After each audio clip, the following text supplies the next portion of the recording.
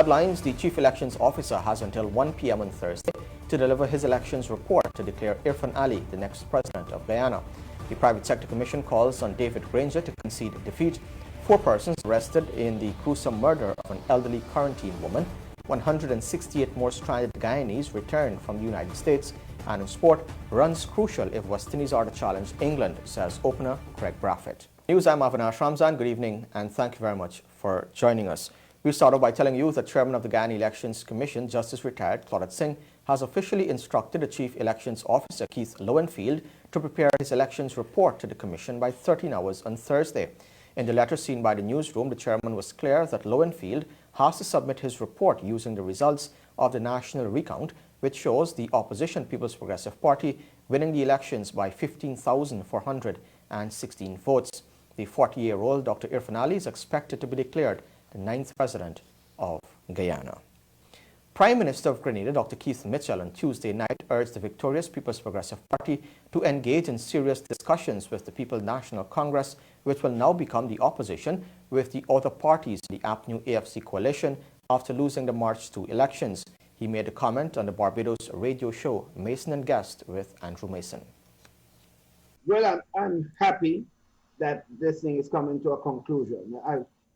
To me, the people of Guyana has to decide who governs their country. And therefore, the only way we can determine this is the free and fair elections. And it seems to me if the people voted, they must have a result. And And when I went there with me, Motley and a few of the Caribbean leaders early, I counseled all my friends there on both sides, because I have friends on both sides.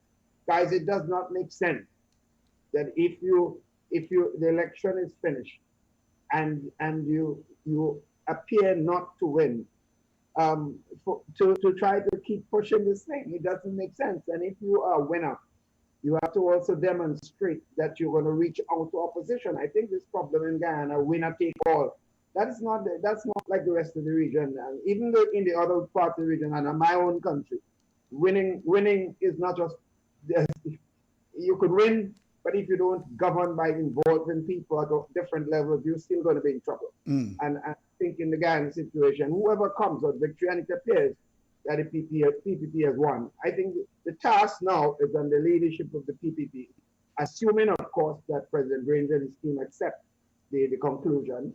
But I don't know if they have if they have much of a choice. But assuming that happens, I think the onus is going to be on the PPP now to have some serious discussion with the PNC and its grouping to find out ways of governing Guyana so that people at both sides of the fence share in the development of the country. And I think that is what is key going forward.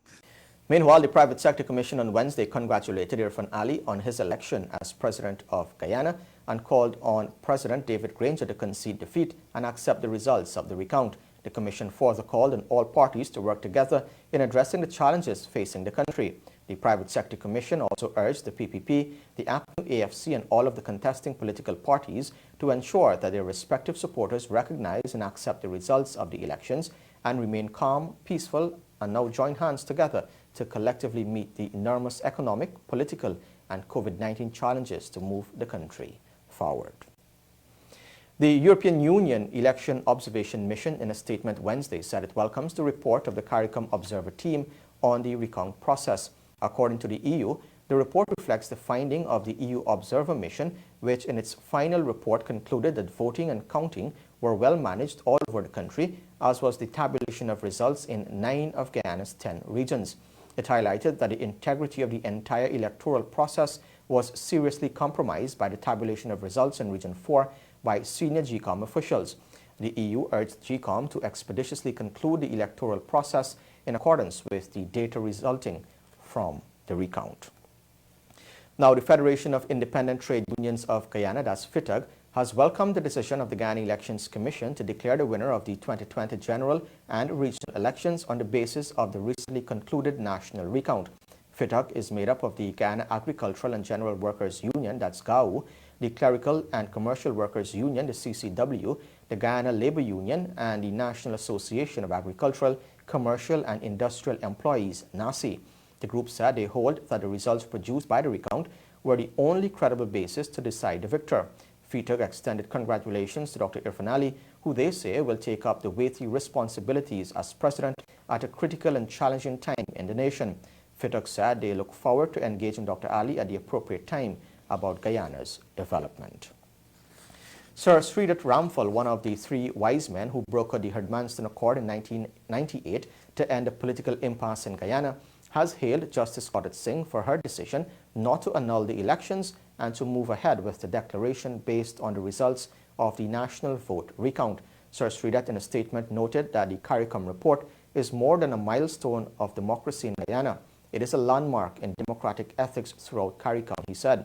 According to Sir Sridhat, as long as 2001, CARICOM heads of government, including Guyana, have stressed that the region had a long-standing tradition of respect for the will of the people expressed through free and fair elections on a regular basis and pledged to work together to maintain and strengthen the institution and processes essential to democratic government. He said the outcome of the Guyana General Elections 2020 must be an example, not only in Guyana, but regionally and worldwide, of the strength of law and democracy. We tell you now that the National COVID-19 Task Force has announced a 6-phase reopening of Guyana, commencing with Phase 1 starting June 18 and will last until July 2. The current curfew of 6 p.m. to 6 a.m. will remain in effect for Phase 1 in all administrative regions. The non-curfew measures will be lifted in Regions 5 and 8, which to date have not been affected by COVID-19. During Phase 1, all food establishments, including street vendors, will be permitted to operate takeout and delivery services from 6 a.m. to 5 p.m. No dine-in services will be permitted at these locations. Hardware, plumbing, and electrical stores will be allowed to operate from 6 a.m. to 5 p.m. 90 minutes of exercise is allowed for citizens Monday to Friday from 6 a.m. to 6 p.m. in open public spaces. Public transport will be permitted to continue to operate at 50% passenger capacity. Social distancing rules and the wearing of face masks must be maintained. Bars are to remain closed, no contact or team sport is allowed, and gathering of more than 5 persons remain prohibited. The task force also made it clear that stay-at-home order remains in effect. Persons are only permitted to leave home if they are essential workers, for essential services, emergency medical care, and for 90-minute daily exercise allowance. Additionally, the National Drainage and Irrigation Authority is now classified as an essential service. This is especially necessary for the timely opening and closing of sluices, which is critical at this time of regular heavy rainfall. When the newsroom returns, 4 persons are arrested in a gruesome murder of an elderly quarantine woman, and 168 more stranded Guyanese return home from the United States. Stay tuned. Come back. This is the newsroom. 4 persons have been detained for questioning in relation to the gruesome murder of an 82-year-old woman at Tay in East Bank, Berbice. This was confirmed by Commander of B Division, Calvin Brutus.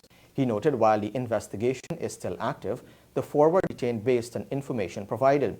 They are said to be residents of the same community, with 2 being from the very street the woman lived. The woman has been identified as Chandari Budu. She was known to neighbors as Auntie Deo and lived at Lot 83 Tain Settlement.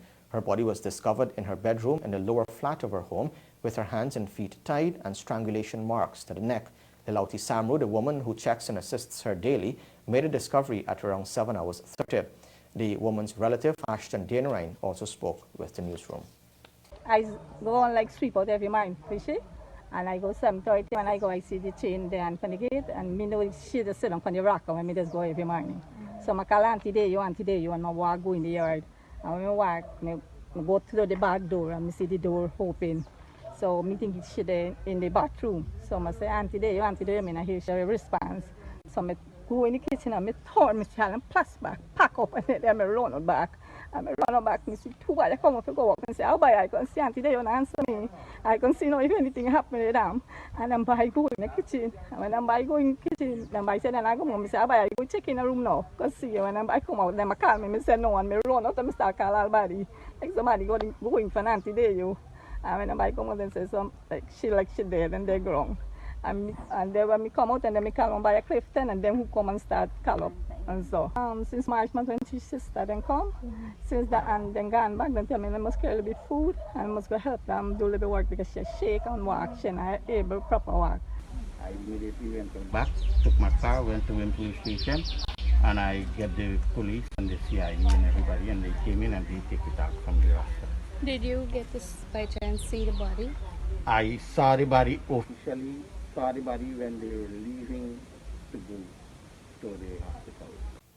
The newsroom understands that the elderly woman was attacked, robbed, and threatened twice before, but was afraid to make a report to the police. The most recent attack was in April when the perpetrator carted off cash and jewelry from her home. It is believed that she knew her attackers. Udu was described as a quiet individual who lived alone most of her life. All of her close relatives reside overseas. A third batch of stranded Guyanese arrived at the Chadijagan International Airport on Wednesday from the United States. With those arriving today, it takes the number of those who have returned to 353. 168 more Guyanese returned from the United States on Wednesday after being stranded for months due to COVID-19. The nationals returned home from New York on Eastern Airlines Flight 232. The first batch returned from Miami, Florida on June 6th and the second batch on June 16th. A few passengers spoke with the media at the airport. Been in the U.S.? About 3 months, 2 weeks. All right, what's your name again? Michael Sokora. Okay, how has that experience been for you? It was difficult. And how do you feel being back home? Pardon? How do you feel being back home after so many months? Yeah, it's wonderful. It's a good feeling to be back home. All right, thank you. That's all? Yes, I just wanted to know about your experience. It's a good feeling. I wish to thank Eastern Airlines, all the people who make this possible. How long you've been in the States? It's just about 100 days now. I left on March 10th. Okay, so how has that experience been given the whole situation with COVID-19? Let me first of all say that I'm very, very happy and excited to be home. There's really no place like home. There were challenging times in the US over the last 3 months I was there. I only plan to stay 2 weeks. So having to stay there for that extended period unplanned, it posed its own difficulties, but we really stuck it out and we waited until we got this opportunity where we could actually come back to Guyana. And I'm very happy and appreciate it. All right, how long you were in the U.S.? Since it's 5 months now. Tomorrow will be 5 months. So how does it feel being back home? Feel nice. But I was with my daughter, so I feel but I'm glad to come home to the rest of the family. Okay, and how has COVID-19 impacted you? Not at all, because I did not go anywhere. You did not go anywhere for the longest while. Come out the house. Okay, so you're happy to be back? Yes. Before boarding a flight, all passengers are required to submit a repatriation form to the Ministry of Foreign Affairs and a negative COVID-19 test 48 hours before they travel. All the passengers are also subjected to a mandatory strict 7-day home quarantine once they arrive. Meanwhile, stranded Guyanese in the Caribbean have been experiencing difficulties in returning. A Caribbean Airlines flight, which was scheduled to bring home stranded Guyanese from Barbados and Trinidad and Tobago on June 11th, was cancelled due to mechanical issues. The newsroom also understands that the Ministry of Foreign Affairs failed to submit the list of passengers to the airline 48 hours before the flight was scheduled to depart. Guyana closed all ports of entry on March 17 to curb the spread of COVID-19. The country's 2 international airports are scheduled to reopen on July 1st in a phased manner. Reporting for the newsroom, I am Isinella Patwo. 4 years ago, a Herstel in East Bank, Demerara, father of 4, was severely injured in a hit-and-run accident. Today, he continues to suffer from several complications as a result of his injuries, rendering him incapable of working to provide for his family. He spoke with Newsroom's Isinella Patwa. A 35-year-old father of 4 was injured in a hit-and-run accident in December 2016 while on a motorcycle at Providence, East Bank, Demerara. 4 years later, Terry Joseph is unable to work and provide for his family. He had to undergo 2 major surgeries, which were followed by a number of complications. Joseph, during an interview with the newsroom Wednesday at his Herstel in East Bank, Demerara home, said he began to suffer with shortness of breath late last year and was subsequently diagnosed with pulmonary edema, a condition caused by excess fluid in the lungs. The condition can accumulate from heart problems, pneumonia, and trauma to the chest wall, among others. The vehicle that hit me, I was on a motorcycle, and they hit me and the driver, for I didn't get to see who was it. Number plate, I didn't get nothing. And I started to get 3 fracture ribs. I go, and after a couple of months it healed. But I didn't really take it too serious, know that it would affect the inside whatsoever. After the accident and so, I go to the hospital. When I go to the hospital, I'd be admitted the 24th of December, which is Christmas Eve day. I get admitted in the hospital. I spent like a month and something. I done the surgery. And I come out, I had a chest tube. And the part where the chest tube was infected. So it ended up oozing, like running information and so. So I used to cry out to terrible pain. The doctor tell me, well, the kind of type of surgery I do, I must feel pain. You know, I'm gonna feel pain, I'll get different symptoms and so, you know. Well, it still continue like 4 or 5 months, it keep oozing. And I go back and the doctor admit me back to the hospital. And they end up doing another surgery, which they call, I think is a cladet window. They leave a hole to drain it, so it could heal from the inside, come out. Anyway, it healed. It healing right now. It ain't healing, but still got a hole. Sometimes I get bad feelings, weakness, dizziness, migraine. Something can't even walk the stomach. Sometimes I get a lot of pain. Many of the night, my family gets sleepless nights because when I groan in and for pain, they just be up, you know. After the first surgery in January 2020 to drain the fluid from the lungs, Joseph began to experience other complications and was then diagnosed with a type of infection that caused the surgical wound to ooze. As a result of the infection, a part of his right lung was so badly infected that the doctors had to resect it. Doctors also removed one of his rib bones during a second surgery which was done in May. A pericardial window surgery was also done to create a hole in his chest to drain the infection. Joseph could not work at sea anymore, and as a result, he started to offload and clean fish at the wharf, but then he got even more sick. I go on the fishery, then I didn't work in because the thing started on me. I started going offload boat, help clean the fish on the fishery and them thing. And just a day when I go there for work, I start get bad feelings. I can't breathe in the car. She tell me, wait, waiting for come go to the hospital. And she come and she sent on me the daughter with me, the second daughter. And she go, and I was waiting to see the doctor. That was all I remember, like I just faint away and I wake up and catch myself in emergency. He was rushed to the hospital many times, and about a week ago, Joseph said he started to vomit profusely, and after another visit to the doctor, he was told that his stomach is now damaged after consuming too much medication. Joseph worked as a fisherman for the past 15 years, but now his wife has to go out to the fishery to purchase fish to sell in order for them to survive. Well, I was a fisherman before. I used to work on sea. I used to work both. When I get home and nothing I do, I fix a phone. I sell little fish, just salt. You know, all kind of things I hustle for do. I used to sell on a water truck. Anything that come that where money is concerned to me for me to feel comfortable, I just go and hustle. I just work. Joseph explained that he now experiences difficulty sleeping, weakness, nausea, and migraines, but he is thankful to still be alive and is hoping for a full recovery. In the meantime, the family is seeking assistance from the public during this time.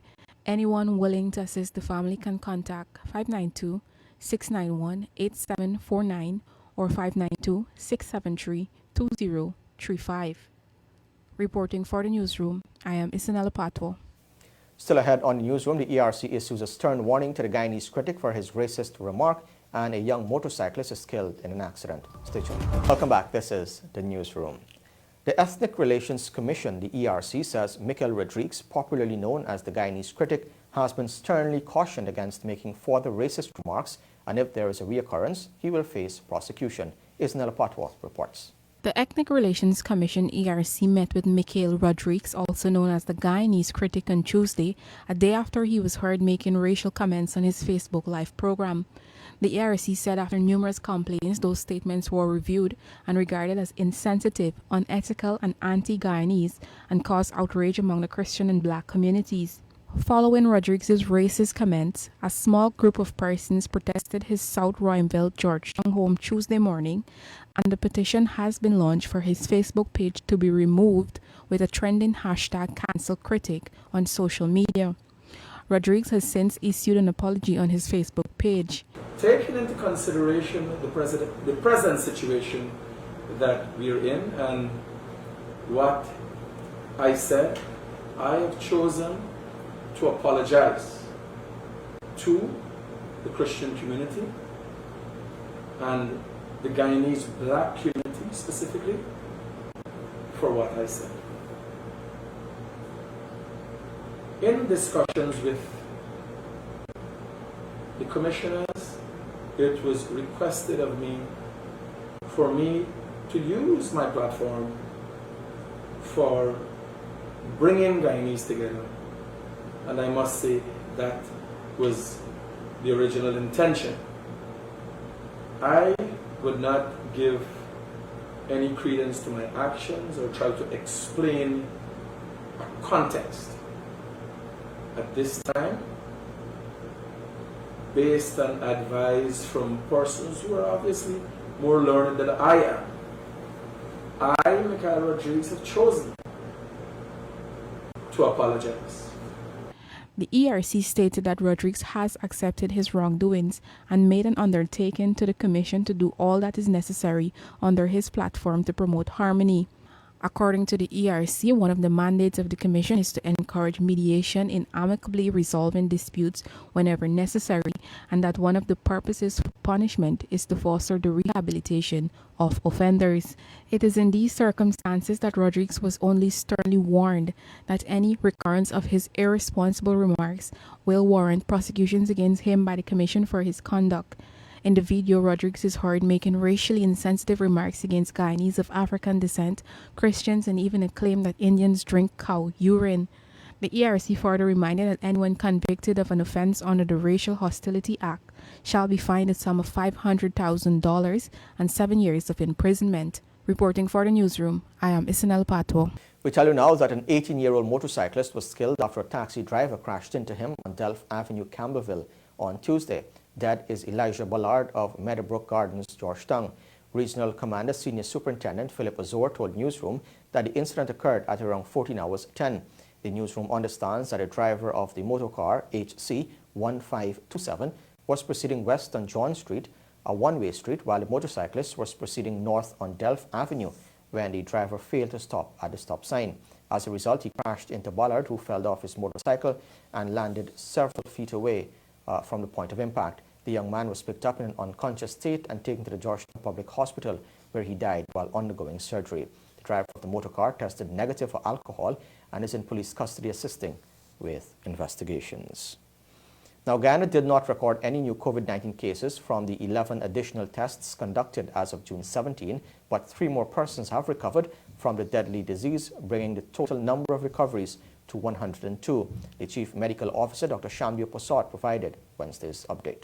As of the 17th of June 2020, of the 11 tests conducted, there have been no new cases. The total number of confirmed cases remain at 171 and the number of COVID-19 deaths at 12. The total number of tests done is 2,006, and of that number, 1,835 are negative. We have 57 active cases in institutional isolation and 24 cases in quarantine. We are happy to report that 102 persons have recovered thus far. I wish to remind all our students, teachers, security guard, auxiliary staff, parents, and guardians not to downplay the adherence to these guidelines. COVID-19 is serious business and just a mere glimpse of the trends in our region and beyond provide you with the dismal picture. We call urgently on our mining communities to be responsible and to recognize that if the laissez-faire pattern of behavior continues in this vein, then we are negating the best efforts of our health workers who have been working steadfastly to keep us safe, even at the risk of themselves and their families. Please remember that there is no cure for COVID-19, So self-medication is not an option if you have symptoms of the disease.